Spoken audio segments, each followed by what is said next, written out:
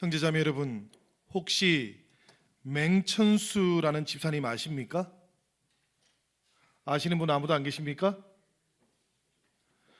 여러분들이 맹천수 집사님을 어떻게 알겠습니까? 그지요? 그런데 서점에 가시면 맹천수 신앙일지라는 이 부제목이 붙어 있는 맹집사 이야기라는 책이 있습니다. 이 책에 보면 이 맹천수 집사님은 원래 시골에서 신앙생활을 하시던 집사님이셨는데, 이 집사님에게 임 집사님이라는 친구가 한 분 계셨다고 합니다. 그런데 이웃에 살고 있던 이 임 집사님께서 그만 중풍으로 몸져 누우시게 되었습니다. 그래서 주일이 되면 맹 집사님 혼자 교회를 가서는 예배에 참석하셨습니다. 그리고 설교를 듣고 나면 돌아오셔가지고 이 임 집사님에게 늘 설교에 대한 이야기를 해주시곤 했다고 합니다.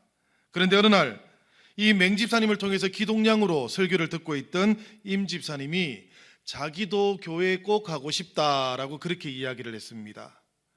그 이야기를 들은 맹 집사님이 마음이 너무 안타까워서 하나님한테 이렇게 기도를 했습니다. 하나님, 휠체어 한 대만 주시면 제가 평생 임 집사님 모시고 밀고 다니면서 예배에 참석하겠습니다. 그렇게 기도를 했는데, 이 맹 집사님이 그렇게 기도한다는 소식을 교인들이 조금씩 알게 된 거예요. 그래서 저마다 십시일반 해가지고 어느 날 휠체어를 한 대 선물을 해 주었습니다. 교회 많은 사람들이 휠체어를 준비해가지고 맹 집사님한테 전해주니까 이 맹 집사님이 기뻤겠습니까? 안 기뻤겠습니까? 하나님께서 기도를 응답해 주셨네. 그래가지고 임 집사님을 열심히 모시고 예배에 참석을 했는데요, 예배 시간에 맹 집사님이 임 집사님 밀고 예배당에 쭉 들어와서 자리에 앉으면 성도들도 얼마나 은혜가 되는지 그 모습을 보면서 처음에는 박수를 치면서 막 환영을 했답니다. 그런데 이것도 한 달, 두 달이지요. 자꾸 반복되니까 아무도 박수를 안 쳐주더랍니다. 이 맹 집사님께서 처음에 받았던 그 감격이 점점 사라지는 거예요. 그러다가 어느 날인가 이런 생각이 문득 들더랍니다. 이 임 집사님, 왜 이렇게 몸이 무겁지? 참 많이도 먹었네. 이런 생각이 마음속에 어느 날 갑자기 들더랍니다. 그러다가 어느 수요일 날 저녁이었는데, 그날은 비가 억수같이 쏟아졌습니다. 교회를 가야 되는데 비가 너무 많이 오니까 이 맹 집사님이 마음에 갈등이 생겼습니다.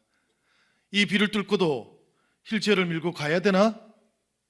근데 또 안 가면 사람들이 아이고, 저 맹 집사가 휠체어만 하나 마련해 주면 평생 임 집사 데리고 오겠다 하더니만 이제 안 오네, 이런 말을 들을까 또 염려가 되는 거예요. 그래서 그날 밤에 가기 싫은데 억지로 우산을 쓰고는 그 임 집사님 휠체어를 밀고 교회를 갔습니다. 가면서 속으로 맹 집사님이 임 집사님을 그렇게 욕을 했답니다. 그런데 그 다음 주일날 아침에 이 임 집사님을 데리고 또 교회를 가고 있는데, 교회 앞에 있는 조그마한 구멍가게에 모여있던 이 주민들이 소주를 마시면서 그런 이야기를 하더랍니다. 야, 저 맹 집사 진짜 천사야, 천사. 내가 지난 수요일 밤에 그 비가 억수로 쏟아지는 날 밤에 내가 봤는데 저 맹 집사가 임 집사를 밀고 그 비가 오는 걸 뚫고 교회를 가더라. 이 얘기를 듣는데 갑자기 맹 집사님이 기운이 확 솟아나더랍니다. 그런데 교회당 앞에 딱 도착을 했어요. 임 집사님을 본당의 자리에 딱 모셔놓았는데 마음에 가책이 생겨가지고 이 맹 집사는 도저히 예배 드리는 그 자리에 앉지를 못하겠더랍니다. 내가 지금 뭘 하고 있는가, 그런 생각이 들더랍니다. 내가 사람들 소리 때문에 힘이 나고 사람들이 알아주지 않으니까 기운이 다 빠져버리고 내가 도대체 지금 뭘 하고 있는가. 그래서 그날 예배당 안에 들어가지도 못한 채 그 입구에서 내내 기도를 했습니다. 주님, 용서해 주십시오. 저는 사람들에게 보이려고 임집사를 데리고 다녔습니다. 날마다 예배당 안으로 들어가기는 했지만 그러나 은밀한 가운데 계시는 주님을 만나지는 못했음을 고백합니다. 은밀한 가운데 계시는 주님, 저를 예배당이 아니라 주님 안으로 들어가게 하옵소서, 이렇게 기도를 했다 그래요. 눈물을 절절 흘리면서 기도하는데 우리 맹집사의 간증입니다. 이게 갑자기 주님의 음성이 들려오더랍니다. 맹집사야, 내가 너를 용서한단다. 이 주님의 음성을 들으면서 맹집사가 그렇게 써놓았어요. 내가 수없는 세월을 왔다 갔다 했지만 정작 주님 안으로 들어가지 못했는데 은밀한 가운데 계시는 그 주님을 향하는 그 순간에 나는 예배당 바깥에서 주님 안으로 들어가는 은혜를 경험하게 되었다, 이렇게 고백을 해요. 사랑하는 여러분, 우리는 주님 안으로 지금 잘 들어오고들 계십니까? 사람들이 자랑하고 싶어하는 것, 다른 사람들로부터 인정을 받고 싶어하는 것, 이건 사실 누구에게나 있는 겁니다. 그죠? 그런데 이런 욕망이, 인정받고 싶어하는 욕망이 지나쳐버리게 되면 우리 생각의 중심이 흐트러지게 되는 것도 우리는 다 알고 있습니다. 사실 예수님께서는 이렇게 자랑하고 싶어하는 욕망 때문에 하나님을 향하는 우리의 태도가, 또 방향이 잘못되어지지 않도록 오늘 이 산상설교의 말씀을 통해서 우리가 하나님 앞에서 늘 깨어 있기를 바라셨습니다. 유대인들이 하나님을 향해서 경건한 마음의 준비를 잘 하는 것, 이것을 뭐라고 불렀는가 하면 카바나라고 그렇게 불렀어요. 경건한 사람들은 누구나 하나님을 향한 카바나가 있어야 된다라고 그렇게 말을 하곤 했답니다. 이 카바나라는 말의 뜻이 뭔가 하면 동기라는 뜻입니다. 혹은 이렇게도 번역이 돼요. 방향. 동기가 잘 정해지면 방향도 결정이 된다라고 생각했기 때문에 이렇습니다. 오늘 본문의 말씀 속에서 보면 주님께서는 경건의 카바나, 그러니까 하나님을 향한 우리 경건의 동기와 방향을 잘 세워야 한다, 그렇게 말씀하시면서 세 가지 중요한 경건 생활에 대해서 우리에게 말씀해 주셨습니다. 그 세 가지 경건 생활은 뭔가 하면 자선을 하는 것, 기도하는 것, 그리고 금식을 하는 것입니다. 이 세 가지가 중요한 이유가 무엇인가 하면 자선을 하는 것은 이웃을 향한, 타인을 향한 나의 경건을 대표하기 때문이에요. 기도를 하는 것은 하나님을 향한 나의 경건을 대표하는 것이기 때문입니다. 금식을 하는 것은 하나님 앞에 서 있는 나의 경건을 대표하는 것이기 때문에 그렇습니다. 그러니까 이웃을 향해서, 하나님을 향해서, 그리고 나 자신을 향해서 경건의 카바나, 경건의 동기와 방향이 어떤 모습이어야 하는지를 오늘 본문 말씀을 통해서 예수께서는 우리에게 알려주고자 하셨다라는 이야기입니다. 예수님 당시의 유대인들은 성전에서 헌금을 하는 시간이 되면 나팔을 크게 불렀다고 합니다. 그 나팔 소리가 울리면 성전 주변에 있던 사람들이 성전 앞에 있는 그 헌금함에 가서 헌금을 했다라는 거예요. 동전밖에 없었습니다. 어떤 사람들은 헌금하는 소리가 탁 나게, 그죠? 묵직한 소리가 나도록 잘 퍼포먼스를 잘 했다 그래요. 그런데 예수님께서는 너희가 선을 행할 때 나팔을 불듯이 소리 내지 말고 오른손이 하는 것을 왼손이 모르게 하여라, 그렇게 말씀하셨지요. 오른손으로 구제를 하는 순간에 그 사실을 왼손이 모르게 할 수 있습니까, 여러분? 혹시 여러분들 가운데 그런 기술이 있으신 분이 있으면 저에게 좀 알려주시면 좋겠습니다. 오른손과 왼손은 한 몸의 지체이기 때문에 오른손이 하는 것을 왼손이 모르게 할 수 있는 비결은 없습니다, 사실은. 그런데 그럼에도 불구하고 주님께서 이렇게 말씀하신 이유가 있겠지요. 그 이유가 무엇일까? 저는 곰곰이 생각을 해보았습니다. 그리고 이런 결론을 저는 내려보았습니다. 우리가 자선을 행할 때에는 다른 사람뿐만 아니라 자기도 의식하지 못할 정도로 오른손이 하는 일을 왼손이 모르게 한다는 것은 내가 자선을 하고 있는 그것을 나도 의식하지 못할 정도로 은밀하게 행해야 한다. 예수께서는 그렇게 말씀하신 것 같습니다. 왜 자선이라는 것, 구제라는 것을 이렇게 해야 할까요? 이것은 자선이라는 것이 돕는 나를 드러내고자 하는 행동이 아니기 때문입니다. 이것은 도움을 받는 이웃을 먼저 생각하는 행동이어야 하기 때문에 그렇습니다. 스스로 자립하지 못하고 도움을 받아야 하는 것은 도움을 받는 당사자에게는 결코 자랑할 만한 일은 아니지요. 그리고 또 도움을 받는 사람은 심리적으로는 자기를 도운 사람에게 의존하거나 매이게 되는 경향도 있다고 그럽니다. 그런데 오른손이 하는 일을 왼손이 모르게 하는 자선, 이것은 도움을 받는 사람에게 이런 수치심이 생겨나지 않도록 하는 행동입니다. 세상이 여전히 아름다울 수 있다는 그런 가능성을 주는 행동이라는 것입니다. 이렇게 이루어지는 자선이라야 거래가 아니고 순수한 사랑으로 남을 수 있기 때문입니다. 그런데 예수님 당시에 외식하던 사람들은 이렇게 은밀하게 행해지는 자선을, 이렇게 은밀하게 행해지는 사랑을 되돌아오지 않는 사랑이라고 생각했습니다. 무슨 이야기입니까? 이렇게 아무도 모르는 사랑을 하고 나면 자기에게 그 사랑이 되갚아지지 않는다라고 생각했다는 것입니다. 그러니까 이 사랑은 나에게 돌아오지 않고 사라져버리는 사랑이다, 그렇게 생각했다는 겁니다.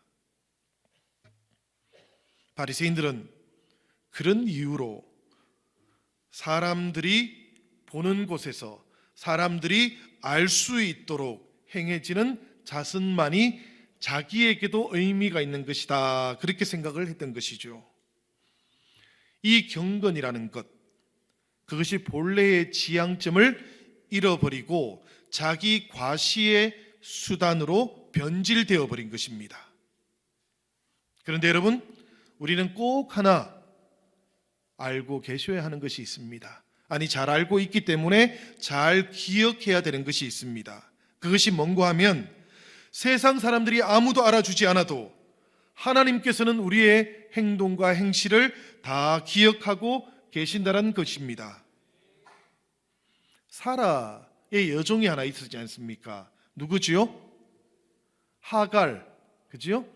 이 하갈이 이스마엘을 잉태했을 때 사라가 그 하갈을 질투해서 하갈을 집에서 쫓아내어 버렸습니다. 그래서 광야에 나가서 하갈이 방황하고 있었는데 그때 하나님께서 하갈을 찾아가셔가지고 위로해 주셨습니다. 그리고 광야에서 구원해 주셨던 것이죠. 그 하나님을 만난 다음에 감격했던 하갈이 그 하나님을 무엇이라고 부르는가 하면 엘 로이라고 그렇게 불렀습니다. 아브라함은 하나님을 종종 엘 로힘이라고 불렀지요, 그죠? 우리가 엘로힘 이렇게 부르지 않습니까? 그처럼 하갈은 엘 로히라고 그렇게 불렀어요. 엘로이라고 부른 이유가 뭔가 하면 이 뜻이 나를 보시는 하나님이라는 뜻이거든요. 하갈의 하나님은 보시는 하나님인 거예요. 우리가 아무리 사람들이 모르는 곳에서 은밀하게 자선을 행하더라도 하나님께서는 그 모든 것을 살펴보고 계신다라는 이런 고백인 것이죠. 우리 성도들은 모두가 다 이 하나님 안에 있는 것입니다. 은밀하게 우리를 지켜보고 계시는 그 하나님이 계시기 때문에 우리가 아무리 은밀하게 사랑을 베풀어도, 우리의 오른손이 하는 일을 심지어 왼손이 모르는, 나조차도 의식하지 못한 채 선을 행하더라도 하나님께서는 다 알고 계신다는 이야기입니다. 그렇기 때문에 우리의 선한 일, 우리의 사랑은 결코 헛되지 않게 될 것이라는 이야기입니다. 그 사랑이 나에게 다시 돌아오기를 원하신다면 사람으로부터 돌아오는 것이 아니라 하나님으로부터 그 사랑이 나에게 다시 돌아오기를 기대하시기 바랍니다. 하나님은 우리를 결코 실망시키시는 분이 아니시기 때문입니다. 늦게서야 예수님을 주님으로 영접을 한 할아버지가 한 분 계셨어요.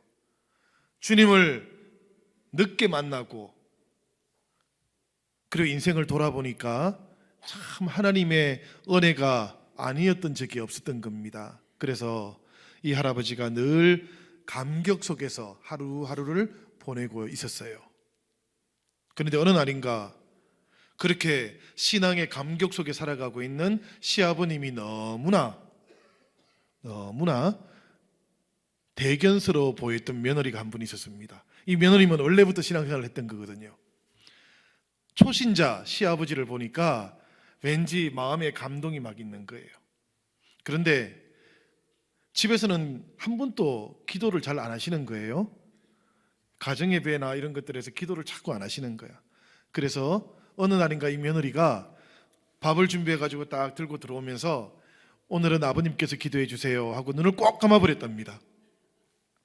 그런데 손주들도 동시에 그 손을 탁 모으더니만 눈을 꼭 감아버리는 거예요. 아마도 엄마가 시켰나 봐요.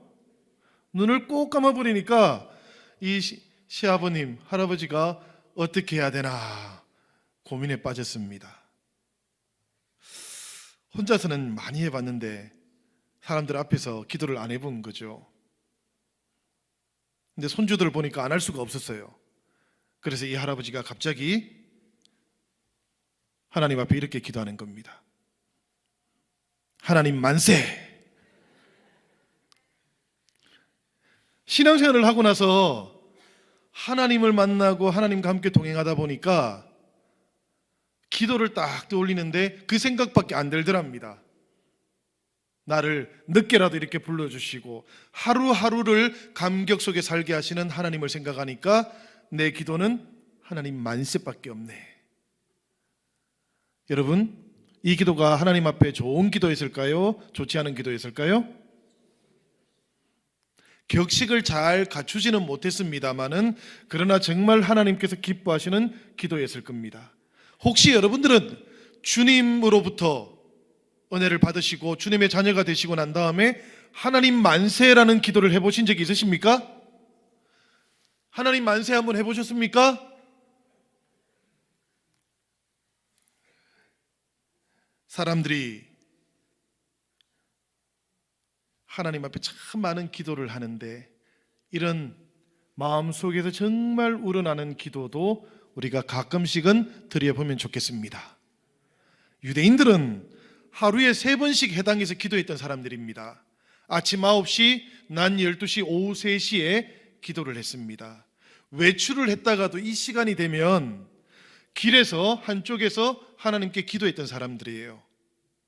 그런데 어떤 사람들은 길거리에서 기도하기 위해서 일부러 이 시간에 외출을 하는 사람도 있었다고 합니다.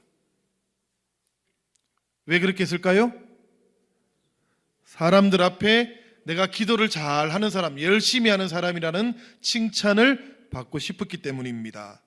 일부러 그 시간에 맞추어서 외출을 했던 것이죠. 그런데 여러분, 사람들이 들으라고 하는 기도, 남의 눈을 의식하는 기도는 경건에 도움이 되지를 않습니다. 사람 앞에 보이기 위한 기도는 내적으로 자기를 고갈시킬 뿐입니다. 그 시간에는 하나님께서 그 기도 가운데 임하는 대신에 사람들의 칭찬을 받기 위한 내 영혼의, 내 마음의 힘이 고갈되고 있는 것이죠. 이렇게 기도했던 사람들을 주님께서는 뭐라고 불렀는가 하면 히포크리테스라고 그렇게 불렀어요. 이 히포크리테스는 무슨 뜻인가 하면 배우라는 뜻입니다.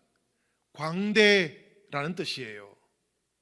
이 배우와 광대들, 예수님 시대에 이런 배우와 광대들은 무대에서 가면을 쓰고 행동을 했습니다.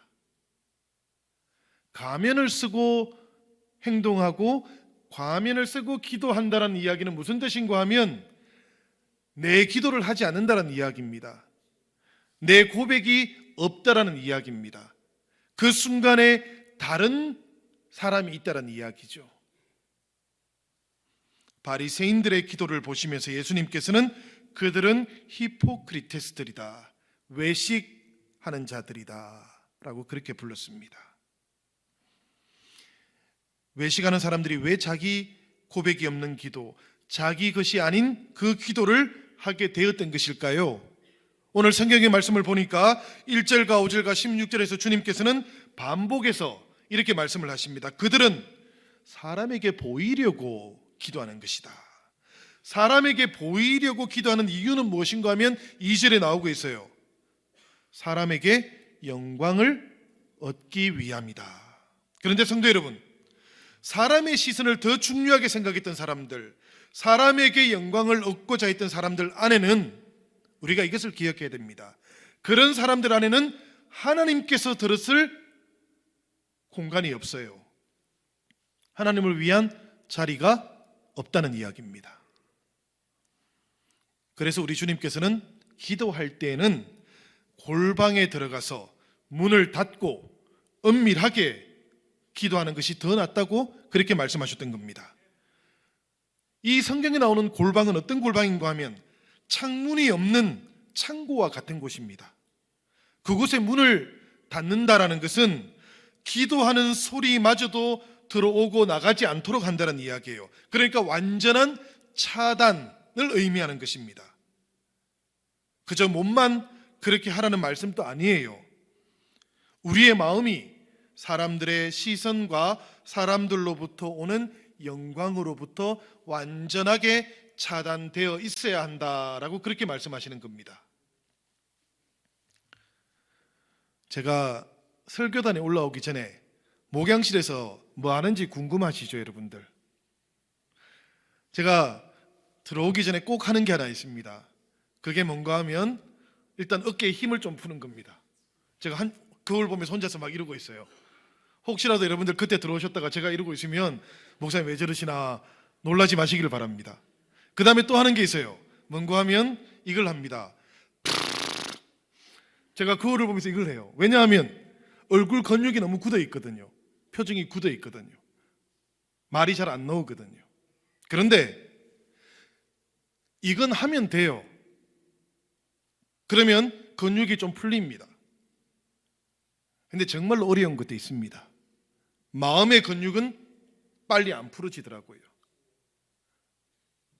예배 자리로 나가고 말씀을 들고 말씀과 함께 우리가 은혜를 받는 자리로 나가는데 마음의 근육이 풀리지 않아서 애를 먹습니다. 늘 그렇습니다, 여러분. 주님께서 기도할 때에 골방에 들어가서 기도하라는 말씀은 우리의 몸만, 우리의 신체의 근육만 그러라는 이야기는 아닙니다. 온전히 사람들로부터 오는 그 영광, 사람들로부터 오는 그 칭찬, 그것으로부터도 온전하게 차단되어 있어야만 우리가 하나님께로 갈 수 있다는 이야기고요. 우리 영혼이 온전히 하나님을 향할 수 있다는 그런 이야기입니다.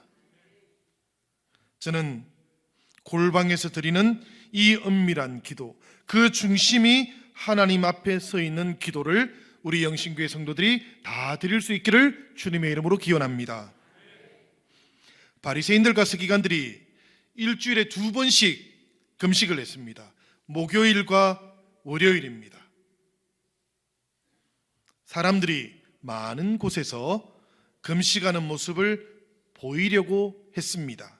기록에 의하면 머리를 풀어헤치고 옷을 땅에 질질 끌면서 길거리를 활보했다라고 그렇게 전하고 있습니다.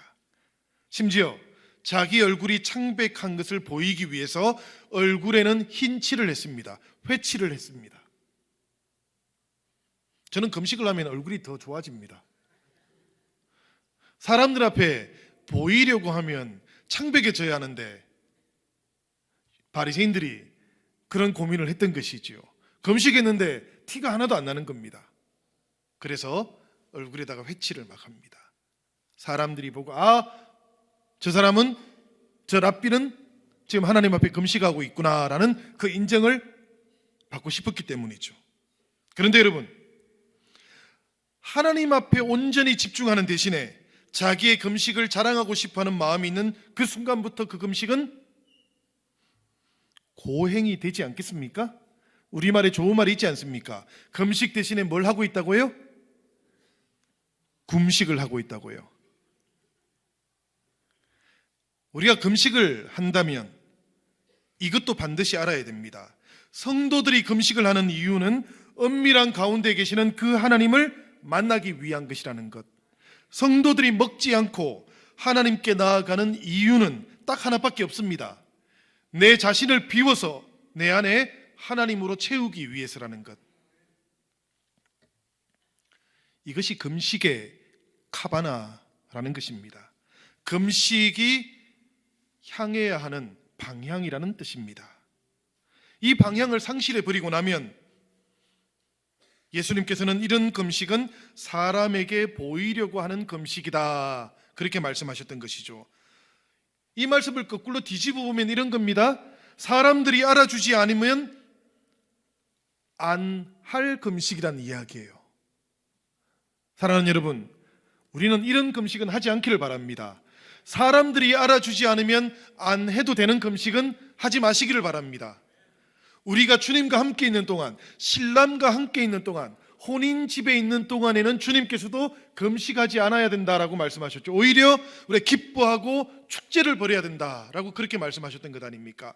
우리가 주님과 함께 있는 동안에는 늘 기뻐하시고 주님과 함께 그 잔치에 참여하시기를 바랍니다. 그런데 금식해야 될 때도 있지 않습니까, 여러분?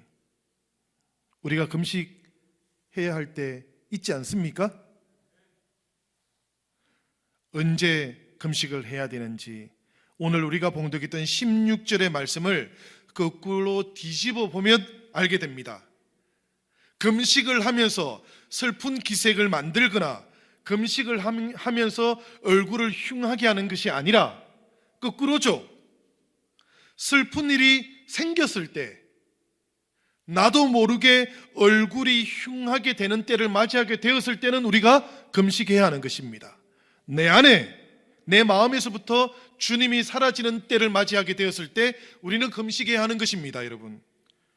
하나님을 향한 고백이 문제가 생기기 시작했을 때 그때는 기뻐하는 대신에 금식을 해야 하는 겁니다. 정말로 인생에 큰 문제가 생겼고 내 인생에 정말 하나님이 느껴지지 않는 그런 때가 찾아온다면 음식이 잘 안 넘어가야 하는 사람들이 우리 크리스찬들인 거예요. 주님은 하나도 안 느껴지는데 밥이 잘 넘어가면 조금 이상한 겁니다, 여러분. 식사들 잘하고 계십니까? 주님도 깊이 만나는 은혜가 있으시기를 바랍니다. 하나님 앞에서 영적으로 살아가는 경건의 삶에서 무엇보다도 중요한 것은 이 동기와 방향인 것이죠. 하나님께 집중하는 방향을 가지고 하는 것이 금식인 겁니다. 먹는 것이 여러분 사람의 생명과 직결되어 있지 않습니까? 이 먹는 것 없이 우리가 생명을 유지할 수 있는 길은 없지 않습니까? 집에 돈이 아무리 많아도, 집에 양식이 아무리 많아도 먹지 않으면 우리는 죽게 되는 것 아닙니까, 여러분? 그런데 그럼에도 불구하고 그 음식을 먹는 것, 그것을 끊는다라는 것은 나에게 내 생명, 내 육신의 생명보다 더 중요한 문제가 생겼다라는 고백인 겁니다. 나에게 그 문제를 해결할 수 있는 능력이 없다라는 것을 고백하는 행동이 금식인 겁니다. 육으로는 할 수 없으니까 육에게 생명을 주는 그 음식을 끊어서라도 오직 하나님만 바라보고 하나님을 의지하겠다라는 고백이 금식인 것이죠. 주님께 달려 있으니 내가 주님만 바라봅니다. 주님의 긍휼을 구합니다라고 고백하는 그 신앙의 결단이 금식인 것입니다. 이 금식의 가바나 금식의 방향이 없으면 금식은 아무런 효력을 가지지 않습니다. 우리 영신교회 사랑하는 성도님들께서는 한 분도 빠짐없이 이 가을에 기도와 선한 일과 그리고 금식을 하는 이 모든 삶 가운데에서 이 경건한 삶의 방향과 동기를 잘 지키시고 회복할 수 있기를 바랍니다. 나의 자선과 나의 기도와 금식이 온전히 하나님께 집중되고 하나님을 향할 수 있도록 성찰해보는 이 가을이 되기를 바랍니다. 수 없는 세월 동안 예배당을 왔다 갔다 하셨더라도 주님 안에 들어가지 못하는 신앙생활은 아니었는지도 돌아볼 수 있으시기를 바랍니다. 오늘 이 예배를 통해서 은혜의 본질을 깨닫고 예배당 바깥에서도 주님을 만나고 주님 안으로 들어갔던 그 맹집사님처럼 사랑하는 여러분, 오늘 주님 안으로 들어가는 은혜가 있기를 바랍니다. 기도하시고 선한 일을 행하시고 금식하는 삶을 통해서라도 주님 안으로 들어가서 주님과 깊이 만나는 이 가을이 되기를 우리 주님의 이름으로 축원합니다.